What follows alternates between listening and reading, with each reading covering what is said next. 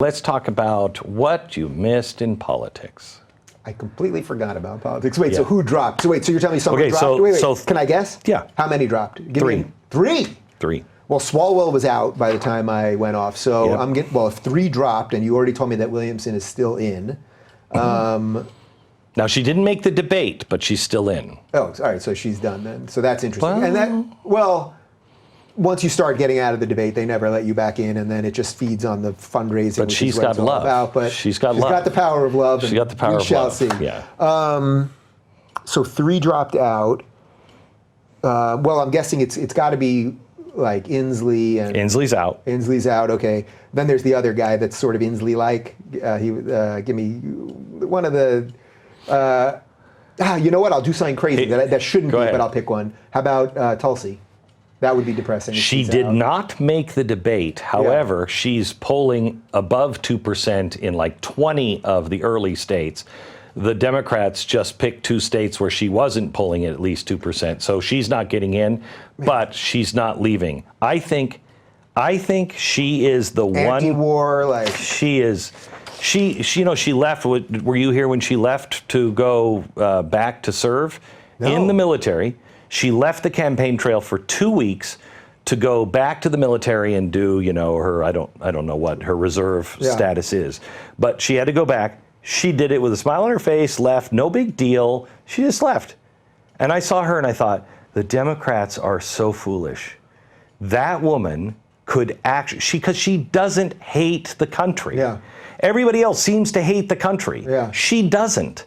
Now, I don't agree with her on policies, but she seems like a normal human being. And I really think if you just had a normal human being, so many people would rush to them. You know when I knew they were going to boot her no matter what, because this is about how corrupt the DNC is when she started getting a little traction online. And, I've been pretty good, I think, over the last couple of years tracking when somebody starts getting a little something, and you can sort of see it, and because I've seen this with Jordan and so many of these people. She started getting a little buzz, and next thing you know, BuzzFeed, conservatives secretly love Tulsi Gabbard, like all these stories that suddenly the frogs and the trolls love her. And it's like, they got the memo. She's starting to catch on with some interesting people. She wouldn't be a vote for a conservative, but she would be somebody that you could go, okay. You believe she loves the country. You're right about that. She will put the country first, which was a big thing with Donald Trump. Nobody thought he hated America. He just loved himself more. But he didn't hate America. That was a big deal. But there's a really ironic position for the Democrats right now, which is that someone like her, who was really running as anti-war, that was her main thing.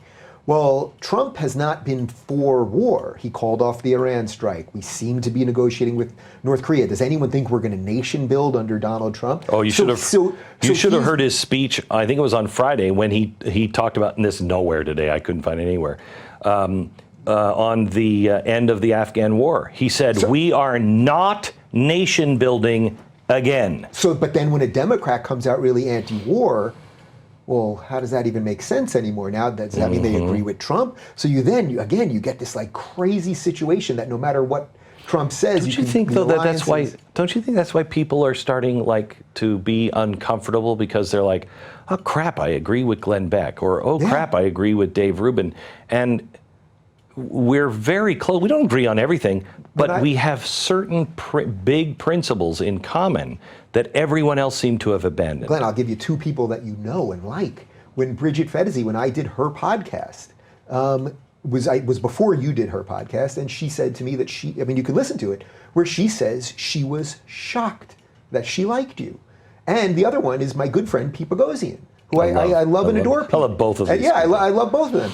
I do too. Pete even was saying, well, I can't believe it, but here I am, and this is a good man. And I'm pretty sure you might have. Did you write the forward for their book, or you?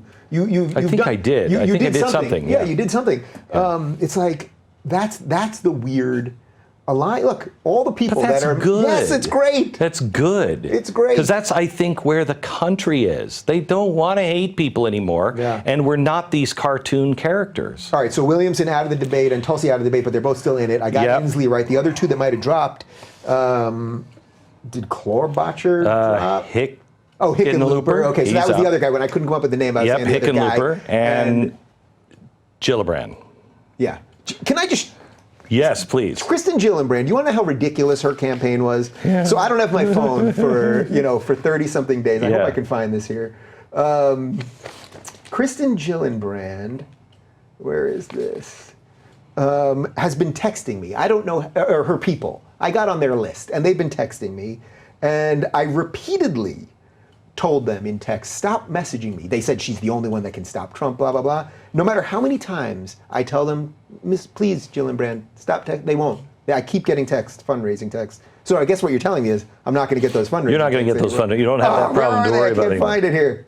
All right, it doesn't matter. So it looks like I deleted it. It looks like Biden is still clearly ahead. However, man, he is hurting. I don't think something seems cognitively not quite right. I don't think he really wants to do this. Have you seen him in the last 30 days? Oh, is he worse? Worse. I think they asked him last night. He's the last chance for any blue dog decent Democrat. They asked him last night, why do you want to be president? And he couldn't really come up with an answer. Because he doesn't want to be president. He doesn't want it. If he wanted to be president, he would have ran when Obama went out the first time, right? He didn't want to. The powers that be, whatever that is, I don't mean that in a conspiratorial way. I mean that the last remaining decent Democrats that were going, holy shit. In the Star Chamber? Yeah, exactly. That were going, holy shit, we're about to hand this thing to AOC and Omar and the rest of these true radicals who are going to destroy everything that is good about America. They looked around and they said, is there one decent Democrat? And they said, could we resurrect JFK? Is there anything left? Could we just... He's alive! Yeah, can we do it? Trust me, we're not that far from that. If everything else is related to cognitive, But Biden was basically dragged in. It's obvious he doesn't want to do it. It's obvious he was the last choice. His wife. The weird thing when he said that he told Obama not to endorse him. Come on. Please. That's sad, his though. wife, 2 weeks ago, was doing a fundraiser, and she said, look, I know there's a lot of candidates that you might like much more than my husband, but he's the only guy that can win, so you got to get behind him.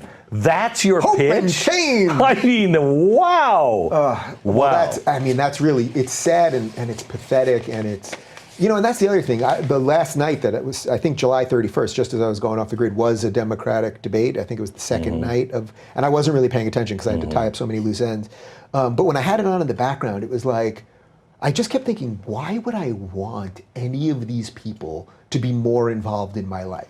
I don't want Trump to be more involved in my life, by the way, either. I don't want anyone. All of these people, and they keep saying they can solve all of your problems. Right. Have they ever solved any of their problems? Has Bernie Sanders ever created one job? Have these people, have they ever done anything? But if they only had $4.2 trillion to do this, and it's like... There's no, I said to... I guess I am feeling sharp after... Hey, you are. Off the grid. I said once Trump was elected, I called all my liberal friends and I said, see how you feel right now? That's the way the country has felt on the other half for 8 years. Yeah. And they can't believe it. Don't kick them while they're down. Don't do it. It's a huge mistake. None of them listen to it.